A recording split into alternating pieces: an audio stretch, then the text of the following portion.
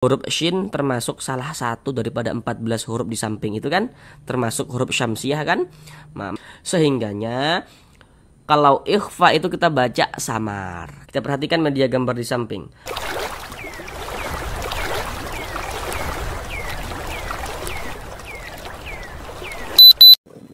Assalamualaikum warahmatullahi wabarakatuh.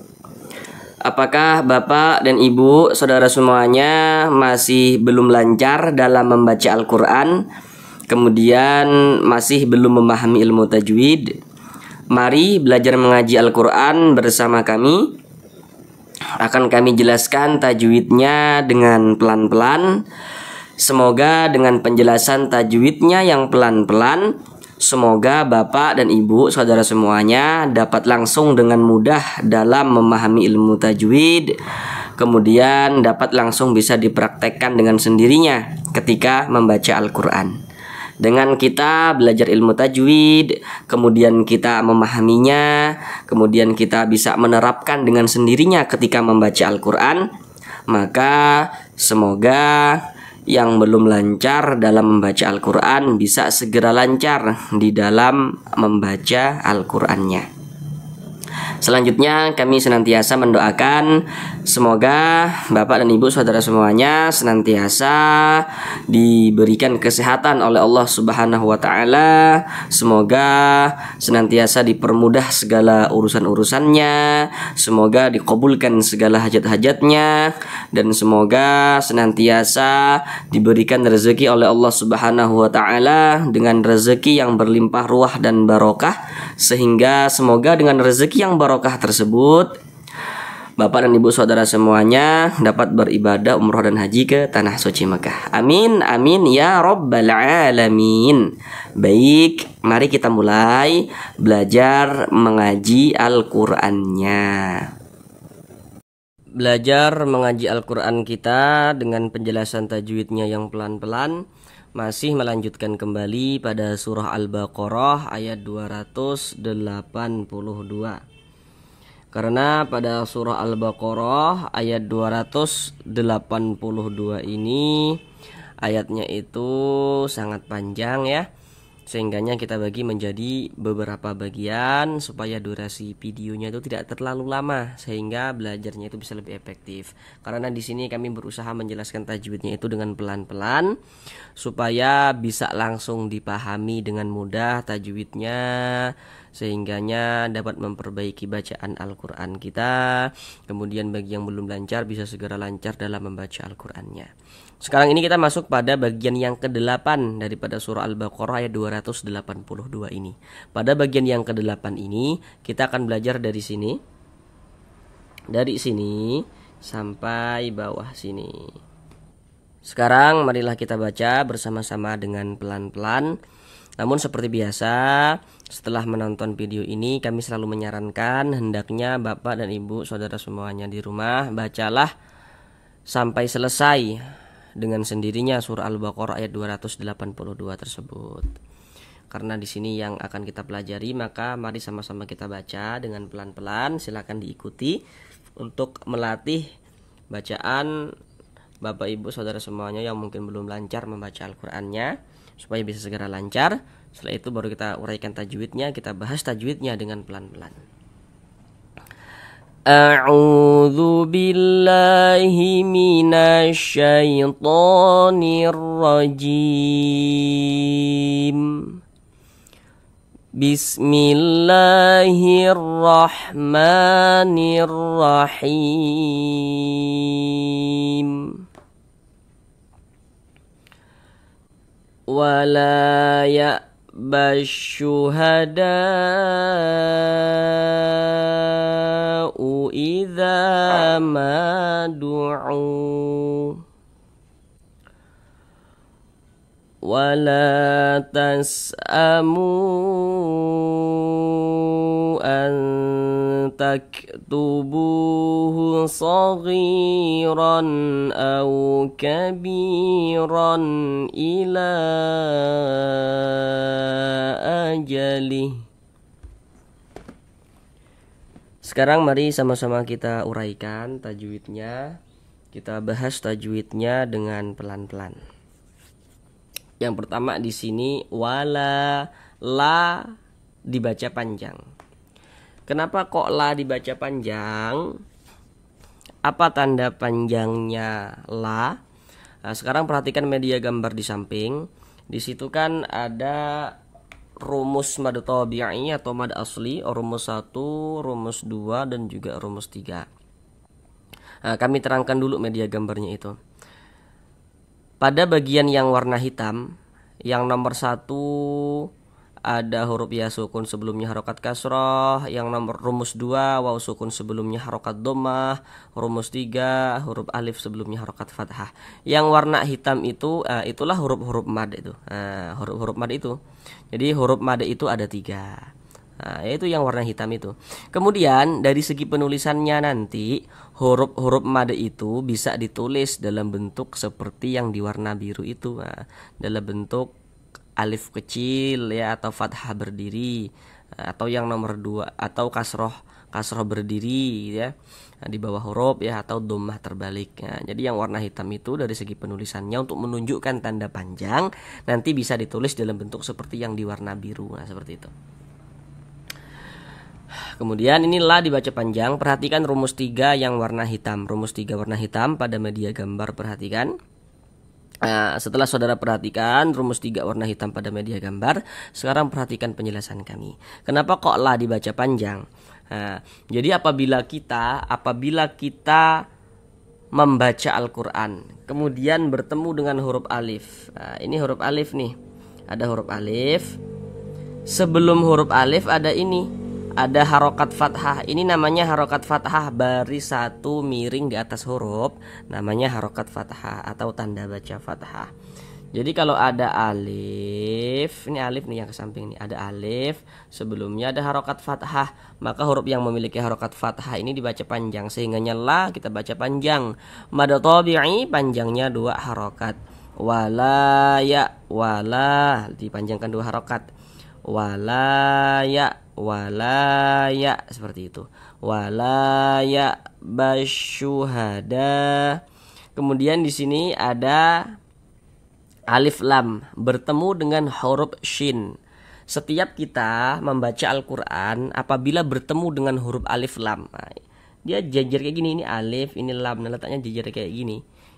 Jika ada alif lam, maka di situ terjadi hukum tajwid itu. Kalau tidak alif lam qamariyah, ya alif lam syamsiyah hukumnya. Nah, ini alif lam bertemu dengan huruf shin. Huruf shin ini huruf apa? Harus kita ketahui. Kita perhatikan media gambar di samping. Apabila ada huruf alif lam, kemudian setelah huruf alif lam atau huruf alif lamnya itu bertemu dengan salah satu daripada 14 huruf yang di samping itu, maka hukumnya adalah alif lam syamsiyah. Huruf shin, coba silakan saudara perhatikan.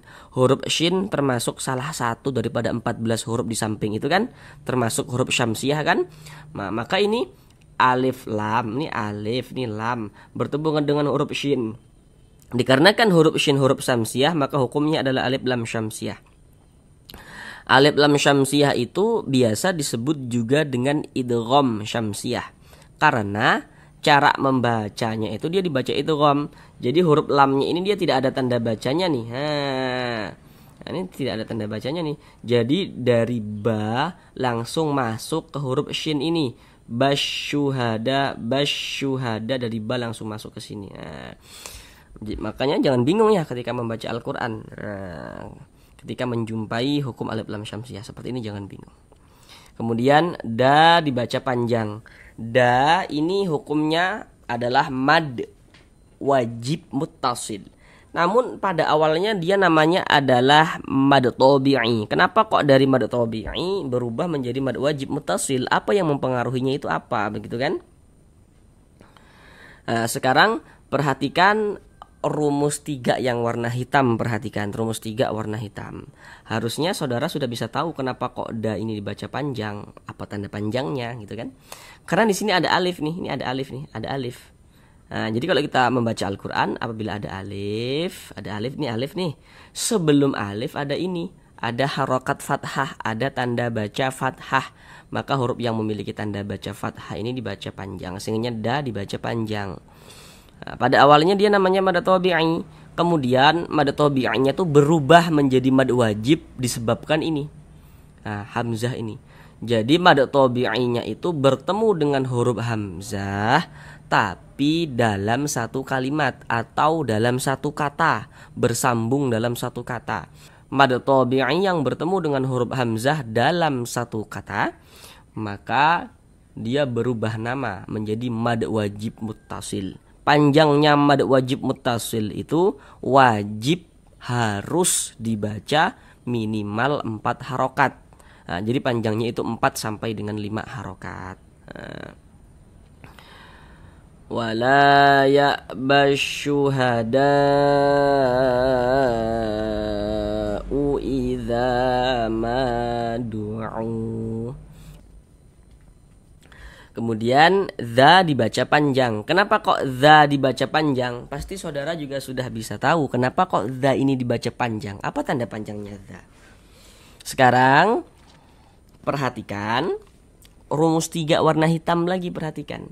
Nah, jadi kalau kita membaca Al-Qur'an, bertemu kita di sini dengan alif nih. Ada alif. Sebelum alif ada ini. Ada harokat fathah, maka huruf yang memiliki harokat fathah ini dibaca panjang nih. Nih, baris 1 di atas huruf harokat fathah atau tanda baca fathah. Sehingga za dibaca panjang, mad tabi'i panjang 2 harokat. Idza ma dibaca panjang. Penjelasannya sama, masih di rumus 3 warna hitam. Nah, suara mobil ya saudara. Ma dibaca panjang. Kenapa kok ma dibaca panjang? Karena di sini ada alif. Ini alif nih. Sebelum alif ada ini, ada harokat fathah. Ada tanda baca fathah, sehingga ma dibaca panjang. Masih di rumus 3 warna hitam. Bedanya kalau ini kan alifnya tidak disambung, karena dia bertemu dengan huruf dzal, mana bisa disambung. Nah, kalau ini disambung karena alifnya itu bertemu dengan huruf mim. Tapi yang kita perhatikan itu bukan sambung menyambungnya, bukan. Yang menjadi fokus perhatian kita, yang terpenting ada alif, sebelumnya ada harokat fathah. Nah, sehingga huruf yang memiliki harokat fathah itu dibaca panjang. Mad tabi'i panjang 2 harokat. Idza ma du'u. U dibaca panjang. Apa sebabnya u dibaca panjang? Sekarang perhatikan rumus 2 warna hitam. Rumus 2 warna hitam sekarang perhatikan. Nah, apabila kita membaca Al-Qur'an kemudian bertemu dengan huruf waw sukun. Ini huruf waw, ini tanda sukun, waw sukun atau huruf waw mati. Nah, huruf sukun itu disebut juga dengan huruf mati biasanya. Tanda sukun tuh atau tanda huruf mati itu seperti ini. Jadi kalau ada huruf waw, ada tanda sukun. Sebelum waw sukun ini, di sininya nih ada harokat dhammah nih, ada tanda baca dhammah. Ini namanya tanda baca dhammah atau harokat dhammah. Maka huruf yang memiliki harokat dhammah dibaca panjang. Ada huruf waw, ada tanda sukun, sebelumnya ada harokat dhammah. Maka huruf yang memiliki harokat dhammah dibaca panjang. Sehingga u dibaca panjang. Mad tabi'i panjang 2 harokat sesuai dengan rumus 2 warna hitam. Idza ma du'u. Di sini ada tanda waqaf. Bentuknya itu qaf dengan lam. Ini namanya al-waqfu aula. Jadi maksudnya itu berwaqaf lebih utama. Jadi kalau menemukan tanda waqaf seperti ini, maka lebih utamanya itu kita berwaqaf dulu. Berhenti dulu, kita ambil napas baru lanjutkan lagi bacanya, itu lebih utama. Kemudian la dibaca panjang. Nah, pasti saudara juga sudah bisa tahu kenapa kok la dibaca panjang. Penjelasannya sama dengan yang di atas ini tadi. Nah, ini la dibaca panjang. Ini mad tabi'i panjangnya 2 harokat. Wala tas'amu, mu dibaca panjang, mu dibaca panjang. Nah, ini namanya pada awalnya itu mad tabi'i, kemudian mad tabi'inya berubah nama menjadi mad jaiz munfasil. Nah, kenapa kok bisa berubah nama, berubah hukum tajwid dari tabi'i ke jadi jaiz munfasil? Apa penyebabnya begitu? Nah, sekarang perhatikan rumus 2 yang warna hitam terlebih dahulu pada media gambar. Mu dibaca panjang. Pasti saudara juga sudah bisa tahu kenapa kok mu dibaca panjang, karena tadi di atas sudah kita jelaskan. Karena di sini ada huruf waw sukun, ada huruf waw, ada tanda sukun, waw sukun atau waw mati. Sebelum waw sukun ini ada ini nih, ada harokat dhammah nih. Ini harokat dhammah atau tanda baca dhammah, maka huruf yang memiliki tanda baca dhammah yang posisinya itu tepat berada sebelum waw sukun maka dia dibaca panjang. Ada waw, ada tanda sukun, sebelum waw sukun ada tanda baca dhammah ini, maka huruf yang memiliki tanda baca dhammah ini dibaca panjang. Sehingga mu dibaca panjang. Pada awalnya namanya mad tabi'i. Kemudian mad tabi'inya bertemu dengan ini, dengan huruf hamzah, tapi dia di lain kalimat atau di lain kata dalam dua kata yang berbeda. Nah, maka berubah nama menjadi mad jaiz munfasil. Panjangnya 4 sampai dengan 5 harokat. Nah, wala tas'amu an taktubu. Kalau di atas tadi mad wajib karena bertemu dengan huruf hamzah dalam satu kata. Kalau mad jaiz bertemu dengan huruf hamzah tapi di lain kata atau dalam dua kata yang berbeda, seperti itu. Nah, mungkin nanti saudara ada yang bertanya-tanya, mana huruf hamzahnya? Ini huruf hamzah. Bukan kayak ini huruf alif, bukan. Kalau ada huruf alif, ada tanda bacanya, ada harokatnya, maka itu adalah huruf hamzah. Ini huruf alif, ada tanda bacanya nih. Huruf alif kalau ada tanda bacanya itu bukan huruf alif tapi huruf hamzah. Nah, kemudian antak tubuh, di sini ada nun sukun bertemu dengan huruf ta atau nun sukun, setelahnya di sini huruf ta nih. Namun sebelum itu perhatikan dulu media gambar di samping. Apabila kita membaca Al-Quran, kemudian kita menjumpai huruf nun sukun atau bertemu dengan salah satu tanda baca tanwin. Tanda baca tanwin itu bentuknya ada 3 itu. Yang nomor 1 baris 2 di atas huruf, namanya fathatain. Yang nomor 2 baris 2 di bawah huruf, namanya kasrotain. Dan yang nomor 3 itu namanya dhammatain. Jadi apabila kita membaca Al-Quran kemudian kita bertemu dengan huruf nun sukun atau bertemu dengan salah satu tanda baca tanwin, maka di situ terjadi hukum tajwid dengan kita memperhatikan huruf setelah nun sukun atau setelah tanwin itu ada huruf apa. Nah, contohnya bagaimana contohnya? Contohnya itu seperti ini. Ini kan ada nun sukun. Setiap bertemu nun sukun, nah di situ terjadi hukum tajwid. Tapi kita lihat setelah nun sukun itu ada huruf apa? Ini huruf nun. Setelah huruf nun huruf apa? Di sini huruf ta atau nun sukunnya itu bertemu dengan huruf ta. Huruf ta ini huruf apa? Harus kita ketahui supaya kita bisa menentukan hukum tajwidnya. Perhatikan media gambar di samping. Huruf ta termasuk salah satu huruf ikhfa hakiki. Jadi kalau ada nun sukun, atau tanwin bertemu dengan salah satu daripada 15 huruf yang di samping itu, maka hukumnya adalah ikhfa hakiki. Sedangkan huruf ta termasuk pada ikhfa hakiki akrob. Kenapa dikatakan akrob? Karena makharijul huruf nun dengan huruf ta ini dia dekat, maka dikatakan akrob. Sehingganya kalau ikhfa itu kita baca samar, kemudian kita dengungkan. Yang kita baca samar itu apanya? Bunyi nun sukunnya kita baca samar. Jangan kita baca an berbunyi n sempurna, jangan, tapi disamarkan. Kemudian didengungkan atau digunahkan. Jadi suaranya itu kita tahan, kita panjangkan sejenak. Seperti itu. Tak tubuh. Kemudian di sini ada huruf kaf, dia sukun. Kita baca seperti ini. Tak, seperti itu. Jadi dia ada nafas yang mengalir ketika kita mengucapkannya. Tapi alirannya itu seperti memercik saja kalau pada huruf kaf ini. Tak, seperti itu. Tak. Karena huruf kaf merupakan salah satu huruf yang memiliki sifat hamas. Jadi di antara sifat huruf kaf itu memiliki sifat hamas. Tak. Tapi jangan baca tak kok, jangan, salah. Tak, seperti itu. Kemudian bu dibaca panjang, mad tabi'i, pasti saudara juga sudah bisa tahu tanda panjangnya bu ini apa, karena sama dengan ini penjelasannya. Kan di sini ada waw sukun sebelumnya harokat dhammah, sehingga bu dibaca panjang, mad tabi'i panjang 2 harokatnya. Sorry. Ri dibaca panjang. Kenapa kok ri dibaca panjang? Nah, sekarang perhatikan rumus 1 yang warna hitam, rumus 1 warna hitam. Setelah saudara perhatikan media gambarnya, sekarang perhatikan penjelasan kami. Apabila kita membaca Al-Quran, ya, apabila kita membaca Al-Quran, kemudian bertemu dengan huruf ya sukun, ada huruf ya, ada tanda sukun. Sebelum ya sukun ada ini, ada harokat kasroh, ada tanda baca kasroh. Maka huruf yang memiliki tanda baca kasroh itu dibaca panjang. Sehingga huruf ya sukun itu pasangannya adalah tanda baca kasroh, sehingga menyebabkan huruf yang berposisi tepat sebelum huruf ya sukun itu dibaca panjang. Jadi kalau kita membaca Al-Quran itu kita lihat-lihat, kita perhatikan. Kalau ada huruf ya ada tanda sukun, sebelum ya sukun ada harokat kasroh, maka huruf yang memiliki harokat kasroh dibaca panjang. Mad tabi'i panjang 2 harokat. Shaghiran, huruf ra kalau dia memiliki harokat fathah atau fathatain, ini baris 2 di atas huruf fathatain, maka huruf ra dibaca tafkhim, baca tebal. Sehingga pangkalisan kita naik terangkat ke atas ketika kita mengucapkannya.